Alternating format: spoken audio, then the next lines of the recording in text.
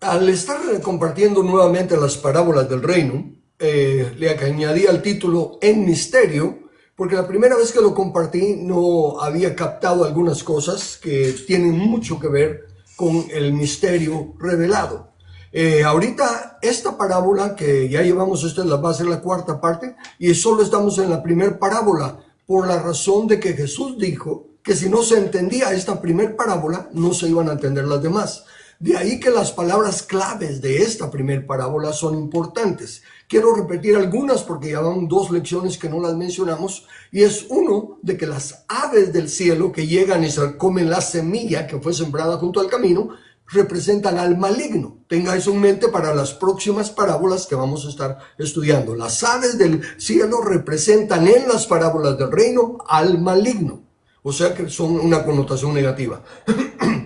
También estamos viendo que el estar junto al camino es como una especie de desliz, ¿verdad? Cuando uno se desliza, que va caminando y se para en una cáscara de banano y se desliza, no se cae, pero se sale del camino. Pero como está cerca, no se da cuenta de que ya no está en el camino. Y eso es lo que pasa con mucha gente, según explicamos en la plática anterior. Hoy vamos a leer la que está en Mateo capítulo 13, versículos 20 y 21, donde el Señor dice: y el que fue sembrado en pedregales, este es el que oye la palabra, y al momento la recibe con gozo. Pero no tiene raíz en sí, sino que es de corta duración, pues al venir la aflicción o la persecución por causa de la palabra, y luego tropieza. Notemos los puntos claves aquí entonces. Recibe la palabra con gozo. Al momento la recibe con gozo. Es una persona que se da cuenta de que hay un mensaje de amor, un mensaje de perdón, un mensaje de consuelo, cosas que definitivamente le tienen que gustar, y consecuentemente lo recibe con gozo. Claro, quiero esa paz, quiero esa vida, quiero ese perdón, lo quiero, la verdad, el consuelo, lo que sea, lo necesito. Sin embargo, dice que cuando viene la prueba, tropieza. Pero note que la prueba viene por causa de la palabra. Déjeme aclarar un poquito aquí, porque fíjese cómo nuestra mente es poderosa. Por eso es que muchos usan el pensamiento positivo y piensan que es fe. No es fe, es pensamiento positivo. Y el poder de la mente es tremendo. En este caso, dice que cuando vienen las pruebas por causa de la palabra, déjeme leerlo otra vez, dice, pues al venir la aflicción o la persecución por causa de la palabra. ¿Qué palabra estamos hablando? Palabra del reino. Lo que causa aflicción a la gente es cuando se le habla de que es un reino, que hay un rey, como decía ayer cuando explicaba lo del reino, un rey al que hay que obedecerle, no se le cuestiona. Y no es uno que nos está proveyendo lo que nosotros queramos. Él nos provee lo que necesitamos: justicia, seguridad, protección. Pero demanda de nosotros obediencia. Entonces, cuando ya esta gente se le empieza a requerir, no de los asuntos eclesiásticos, porque hay un montón de asuntos eclesiásticos que son tradiciones, rituales que no nada que ver con el cristianismo. Pero cuando se empieza a requerir un cambio de vida, mire, si usted en realidad dice ser de Cristo, obedezca la palabra de Cristo y obedezca lo que le dice a su función, lo que le dice a su rol. Si usted es padre, si es esposo, si es trabajador, si es empleado, si es deportista. La Biblia dice cómo quiere Dios que vivamos en cada una de nuestras funciones. Y eso es lo que requiere negarse a uno mismo y empezar a hacer lo que Dios manda, lo que el rey manda. Esa palabra es la que les aflige, porque quieren una religión donde, ok, sí, reconozco que yo no me puedo salvar a mí mismo, que necesito el perdón de Dios, pero nada más eso. Ya reconocí que me quiero ser salvo, que creo en Cristo Jesús como mi Señor y Salvador personal, y entonces, pero siguen con su mismo sistema de valores. Siguen con sus mismas relaciones, siguen en los matrimonios, sigue habiendo los conceptos donde, por ejemplo, recuerdo en épocas de de estar dando consejería matrimonial, donde a una pareja teníamos que decirle al esposo, ¿verdad? Que era eso, que se ofendía si su esposa le pedía que alguna vez, por circunstancias de tiempo, lo que sea, le ayudara a lavar los trastos. Dice, no, eso es trabajo de mujer, nosotros los hombres no lavamos los trastos. Y son cristianos, pero siguen con las tradiciones familiares, culturales, que tienen que cambiar. Recuerdo de un gran siervo de Dios, no voy a mencionar nombres, que predicando en una aldea o en una comunidad, ¿verdad? Así de indígenas y todo, cuando terminó, pues el encargado de atenderlo, pues lo llevó a su casa, se sentaron a la mesa para almorzar y vio que se sentó el anfitrión, el dueño de la casa, y él, y que les fueron a servir, pero que la esposa del invitado, del anfitrión, no se sentó, y entonces este hermano que fue a predicar no empezaba a comer, y le dice el otro, adelante, coma, y le dice, no, pues estoy esperando que se siente la hermana. Dice, no, ella no come con nosotros, ella come después. ¿Ven? Entonces ¿cómo así? Le dice el hermano, le dice, bueno, es nuestra cultura.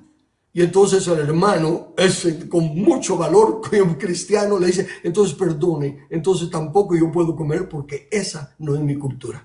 ¿Ven? Es ridículo decir entonces que se recibe la palabra que nos va a edificar, se recibe que nos va a perdonar, se recibe que nos va a sanar, se recibe tantas cosas lindas que del reino hay que se reciben, pero no se está dispuesto a pagar el precio. Y dice claramente que es porque no tiene raíz en sí. Déjenme hacer un poquito de analogía aquí, puesto que estamos hablando de la palabra del reino, o la palabra de fe, como queramos llamarle, las enseñanzas de la Biblia. Hay muchas personas en el cristianismo que se encuentran en esta condición. Se gozan. Y déjame terminar, porque no terminé lo de cuando viene la aflicción. Es tal el poder de la mente que si se le dice que está en batalla espiritual, que el enemigo es el que está tratando de estorbar, entonces sí soporta la aflicción porque está batallando contra el enemigo. Y no hay no hay tal batalla espiritual de esa manera, pero como se ha estado oyendo prédicas sobre la batalla espiritual, hay que resistir al diablo, el diablo está estorbándonos, y siguen alimentando la doctrina del diablo y del poder del diablo. Y entonces esta gente que no tiene raíz en sí, que es de muy poca profundidad, esas cosas sí son interesantes, entonces cada vez que me pasa algo malo es el diablo el que tiene la culpa y voy a resistir. No. Eso no, aquí está diciendo, viene la prueba, viene la aflicción por causa de la palabra del reino, que le requiere obediencia total al Rey y Señor.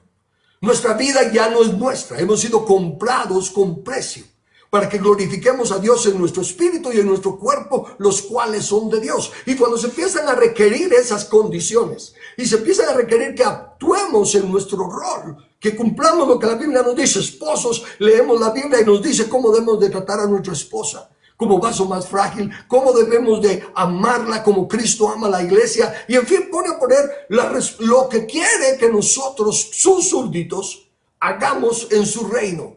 Bueno, así, pero esas son charadas, ¿verdad? Los tiempos cambian, nosotros todos nos llevamos requete bien con mi esposa porque estamos de acuerdo. Eso no funciona.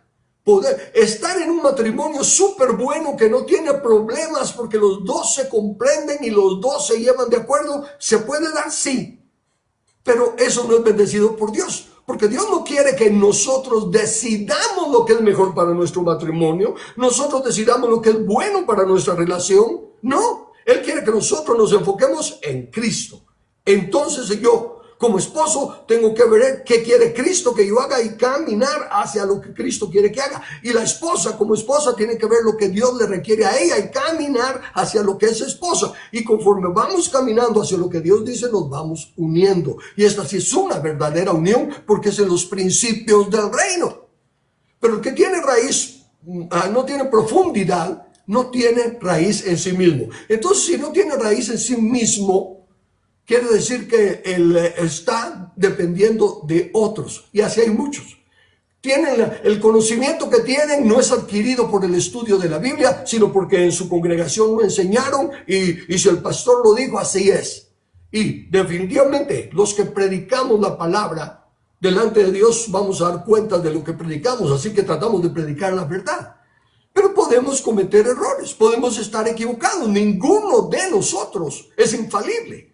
Por eso es que la Biblia dice que aún nosotros, los que estamos enseñando, no podemos ser independientes. Tenemos que ser parte de un consejo de ancianos u obispos para que mutuamente nos corrijamos los unos a los otros, nos fortalezcamos unos a los otros y en la multitud de consejos se afinan los pensamientos. ¿Ven? Entonces, estas personas son la mayoría, porque están bien en los asuntos tradicionales de la iglesia, las reuniones que hayan en la iglesia, si hay un programa especial para esto, para lo otro, eso sí lo pueden soportar. Pero cuando vienen los requisitos del reino, y miren, uno de los problemas, vaya, para que sea más claro, ¿cómo es la situación política de los evangélicos hoy en día? Hemos aprendido, hermano, que tenemos que cumplir nuestra responsabilidad de votar. Sí, ¿y por quién votan? Si votan porque les anda regalando láminas, si votan porque a alguien les cae bien o porque dice que aleluya, gloria a Dios es cristiano, ustedes no están votando conforme a la palabra de Dios. En la palabra de Dios hay 6 instrucciones claras de cómo elegir gobernantes. Entonces, si en el reino se nos requiere que obedezcamos al rey, y el rey ya nos dejó instrucciones, pero preguntémosle a la iglesia de Guatemala y le garantizo que no menos del 90% de las iglesias evangélicas, y creo que estoy siendo generoso, sabe acerca, ignora, es el 90%, ignora lo que la Biblia dice cómo elegir gobernantes. Y eso conlleva que sus predicadores, sus pastores, sus ancianos, sus obispos, los que les estén enseñando, tampoco les están enseñando las instrucciones del rey. Por eso es que se afligen con la palabra del reino, porque se les está requiriendo que sean responsables de la nación. Es el voto el que lleva a los gobernantes. Sí, pero hay fraude. Sí, hay fraude porque no estamos llenando los requisitos que Dios nos pone. Y él advirtía en mí, claramente se lo dice a través de Samuel al pueblo: cuando clamen a mí por causa de los reyes malos que los están fastidiando, no los voy a oír.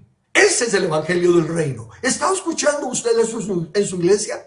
¿Le están enseñando que tiene que ser responsable en todo aspecto, en el cívico? Que la condición en la que está la nación es consecuencia de nosotros el pueblo, porque a nosotros el pueblo se nos delega la soberanía. Y si nosotros no usamos la soberanía para hacer las cosas conforme a la palabra de Dios, es nuestra culpa. Entonces, estos son los que están sembrados en pedregales y tropiezan. ¿Y cuáles son las piedras? Las piedras son las tradiciones culturales en nuestro corazón. Las piedras son la falta de perdón, las cosas. Recuérdense que la tierra no tiene problema. Las piedras que son las que están estorbando la profundidad de la raíz y estorbando consecuentemente el fruto, ¿verdad? Y esas piedras son las que nosotros tenemos en nuestro corazón. Si usted no quiere perdonar, usted es el que tiene el problema, porque Dios le ordena perdonar, para que usted no tenga piedras en su corazón y pueda profundizar la palabra. Hay tantas tradiciones culturales, familiares, religiosas, que son las piedras que están en nuestro corazón. Recibimos la palabra con gozo, pero va a depender cuánto tropiezo haya en nuestro caminar. Ahora bien, lo dije al principio, lo vuelvo a repetir porque es importante. Esta declaración, si usted identifica con algo de lo que estoy diciendo y dice: entonces yo soy de los que estoy sembrado en pedregales, porque yo tengo eso. Estas declaraciones no son un diagnóstico. Usted es de los que tiene piedras. No, es un diagnóstico. Para que usted, si se enfoca, si el Espíritu Santo le dice: mira, tal vez eso es lo que está pasando contigo. No estás tomando en serio la palabra del reino, no estás buscando profundizar en tu fe, y entonces el diagnóstico, entonces ahora ya sabe de qué mal está padeciendo, y empieza Señor, perdóname por mi descuido, por lo que sea, y puede cambiar. O sea que una vez más, esto no es una situación de que usted es así y usted está llena de piedras y esa es su vida. No, es un diagnóstico.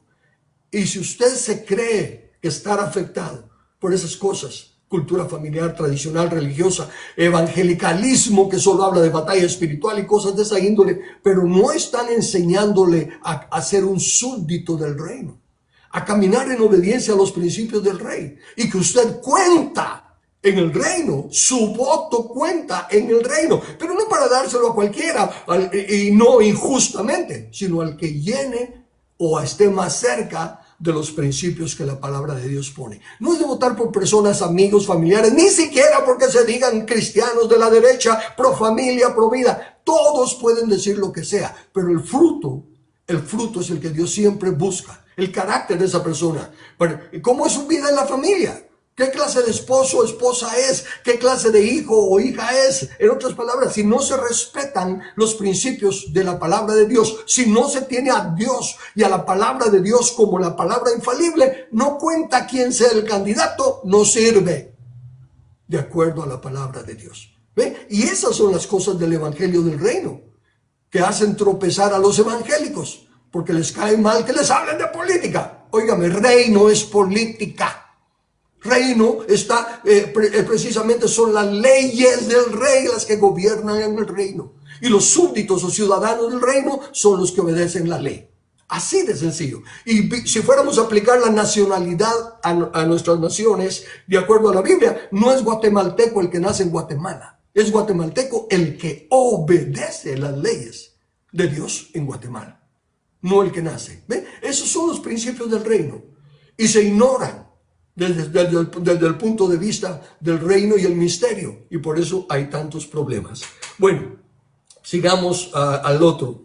El otro está en Mateo 13, 22. El que fue sembrado entre espinos, este es el que oye la palabra, pero el afán de este siglo y el engaño de las riquezas ahogan la palabra y se hace infructuosa. Eso es Mateo. Lucas añade que los placeres de la vida son los que también se encuentran. O sea, el engaño de la riqueza, los afanes del siglo y los placeres de la vida ahogan la palabra. Mucha gente oye la palabra del reino, la recibe porque está sembrado. O sea que sí la recibió, pero está sembrado entre espinos. Y aquí, a diferencia de las piedras que son tropiezo, ¿verdad? Y por lo tanto podemos aprender a caminar, removerlas, quitarlas. El que está sembrado entre espinos, ese sí ya se afecta más, porque aunque asista a las reuniones de la iglesia, aunque haga todo lo físico, material de la iglesia, orar, ayunar, diezmar, todas las cosas, su corazón no está firme. ¿Por qué? Porque está afanado por las riquezas. No, tiene preocupación. Pero es que tenemos que saber de dónde vamos a alimentar a la familia y todo. Sí, claro que sí. Todos tenemos necesidades. Pero si somos conscientes de hacer las cosas conforme a la voluntad de Dios, Él hace que nuestros ingresos suplan nuestras necesidades. No nuestros gustos, no nuestros placeres, nuestras necesidades. Así que el engaño de las riquezas, ¿verdad? Si tan solo tuviera plata ya no habría problema. Si tan solo tuviera más dinero estaría en esta mejor condición. No, esa es mentira. Los millonarios tienen más problemas de alma y de otras cosas que los de otros. Así que no, esa es una mentira. El dinero, lo que se espera uno tener paso, lo que sea con el dinero, se tiene con hacer la voluntad de Dios.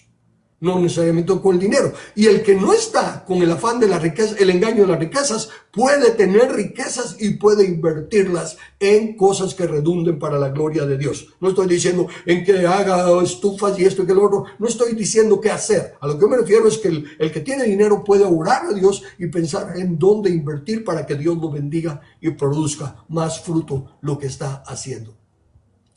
El afán de este siglo es estar no necesariamente a la moda en el aspecto de ropa y eso, pero sí estar a la moda de lo que este siglo se considera de valor. Por ejemplo, algo que usan mucho, el que no tiene un título no sirve, ¿verdad? Y dice, porque ahora si no tienes un título no te dan trabajo. Puede ser cierto en muchos casos, Pero hay lugares donde la gente ve la calidad de la persona, la capacidad de la persona, el carácter de la persona y no el título. Porque tristemente hay un montón que tienen título, pero no sirven para nada como personas humanas. No tienen empatía, no tienen respeto al prójimo, no tienen los valores ético-morales que son los que cuentan. Y si estamos afanados por este siglo, y entonces con tal de que nuestros hijos sí tengan buena educación y salgan adelante, estamos haciendo esto y lo otro, y estamos descuidando educar a nuestros hijos en casa, que es como Dios dijo de Abraham, va a ordenar a su familia y a su casa y a sus hijos que guarden el camino de Jehová haciendo justicia y juicio. Enseñar a los hijos a que es justo el trato de hermandad, a que es justo que si están en la escuela estén estudiando, que si están en la casa que aprendan a ordenar sus cosas, en fin. Si están tan afenados de que saquen un título y no están velando por el carácter de ese niño, y si no están fortaleciendo la identidad de ese niño, están mal. ¿Por qué están tratando de estar al estándar de lo que el mundo llama éxito y preparación? Él es un doctor, él es un abogado, él es un ingeniero. Fabuloso que sean todo eso, si es que lo son de corazón para servir en esas áreas. No solo por el título o para tener un buen trabajo con buenos ingresos. Esa es el afán de este siglo. Pero el que se dedica a la medicina porque tiene el corazón de servir, quiere ayudar a la gente a salir adelante. El que se dedica a la abogacía para ayudar a los inocentes, porque los ricachones pueden contratar cualquier clase de falsos abogados, que no les importa si el cliente es culpable, ellos se saben todos los trucos para ver cómo lo sacan inocente. Esos no son abogados, esos son hijos del diablo, porque están defendiendo a los que hacen el mal. Pero si es abogado porque quiere servir y que se cumpla la justicia, que se haga justicia y que se trate a las personas correctamente. Bueno, qué lindo. Me explico. Sí, cuando es vocación, cuando se está haciendo porque es una forma de glorificar a Dios con el don o el talento que nos ha dado. Pero cuando es por el afán de este siglo, que hay que llenar este requisito y este otro requisito, y que si no se está la moda y que esto y lo otro, esa es basura que hace que ahogue la palabra del reino. Y cuando llegue el momento de enfrentarse a la eternidad, ahí lo que cuenta son las leyes del reino. Ahí ya no va a haber afán de siglo, ya no va a haber engaño de riquezas, ni cosas de la vida cotidiana, sino que un orden de gobierno. Repito, no estoy diciéndole usted está perdido y se va al infierno. Pero le estoy diciendo, si está engañado, si el afán de este siglo, si el engaño de las riquezas, si las presiones familiares, culturales, están ahogando la palabra del reino en su corazón, arrepiéntase, tome su tiempo, pare, pregúntese. Por mucho que suframos en el proceso de ir cambiando y todo, dice la Biblia claramente que las aflicciones del tiempo presente no son comparables con la gloria venidera que en nosotros ha de manifestarse. Entonces, los que estamos confiando en el Señor y estamos tratando de enmarcar nuestra vida entre los principios que Él nos deja para agradarle a Él, estamos confiando en esa eternidad gloriosa, cuando la tierra será llena del conocimiento de la gloria del Señor y todo será justicia, paz y gozo en el reino de nuestro Señor. Entonces estos son los tres que hasta aquí vamos leyendo, y leamos de una vez el cuarto. Mateo 13:23. Mas el que fue sembrado en buena tierra, este es el que oye, permítame quitar esto de aquí, y entiende la palabra y da fruto, y produce a 100, a 60 y a 30 por uno. ¡Ah, qué bueno! Es que era buena tierra. Perdone, déjame decirle algo. La tierra en la que se sembró, toda es la misma tierra. Toda es, si quiere, yo no sé de tipo de tierra, pero me recuerdo que decían que la tierra negra es buena tierra. No, toda es tierra negra, toda es buena tierra. El campo es el mismo campo.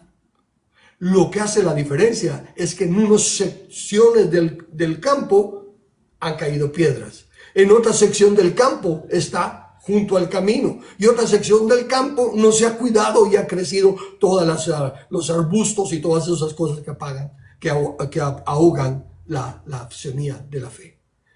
La tierra es buena, porque toda la tierra, ¿cuál es la tierra en estas parábolas? El corazón. El corazón. Entonces todos tenemos el mismo corazón. Nacemos con un corazón puro. Ningún bebé nace malo. Ningún bebé nace impío. Ningún bebé nace con malas intenciones. No. Todos nacemos puros a tal grado que el Señor dice, de los tales es el reino de Dios. Y en el reino de Dios no entra la impiedad. Así que esos conceptos de que nacemos muertos en pecado, no, nada de eso. Nacemos vivos. Dios no hace nacer muertos. Nacemos vivos. Y mientras estamos en una edad de inocencia, el Señor le pone la responsabilidad de los padres. Somos los padres los que tenemos que cuidar de nuestros hijos en esa edad de inocencia. Pero cuando llegamos ya a la edad de reconocimiento de que ya podemos escoger, es cuando por el mundo en el que vivimos, por toda la maldad del pecado y todo lo demás, pecamos. Y entonces morimos espiritualmente. Y tenemos que empezar el proceso de recibir la palabra para nacer de nuevo y poder ver y entrar al reino. Así que todos somos buena tierra. Pero no todos somos cuidadosos y responsables de mantenerla limpia. Por eso en algunos crecen los espinos y abrojos. Por eso es que en algunos hay piedras que les sirven de tropiezo. Malas amistades, falta de perdón, incumplimiento de su palabra. Esas son las piedras que lo hacen tropezar.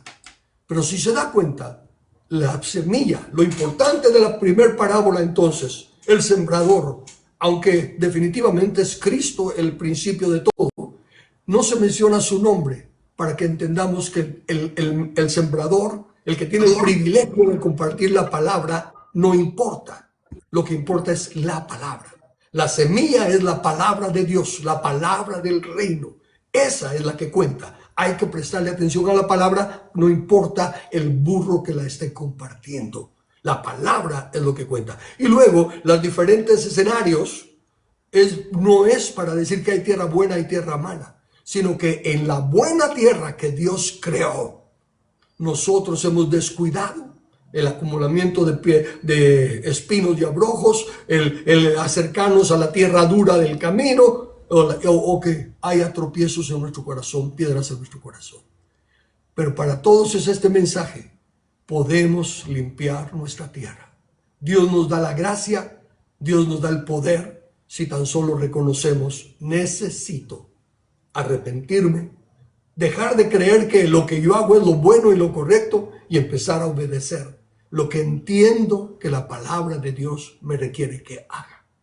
Y entonces toda mala tierra, no hay, toda tierra de espinos y abrojos pueden arrancarse y quemarse, pueden sacarse todo el pedregal y manifestar la buena tierra que sí recibe la palabra de Dios. Ese es el deseo de Dios. Por eso es que es la prédica del evangelio, para que creamos las buenas nuevas y estemos dispuestos a obedecerla y a dar los pasos que Dios nos pide que demos. ¿Para qué? Produzca fruto al 30, al 60, al 100%. Que ese es el deseo de Dios y ese es el corazón. Pero en su justicia no puede hacerse de la vista gorda ante nuestra desobediencia o ante nuestra hipocresía. Queda en nosotros limpiar la tierra para que se manifieste la buena tierra que Dios creó. Ok, concluimos aquí la primera parábola. ¿Preguntas o comentarios?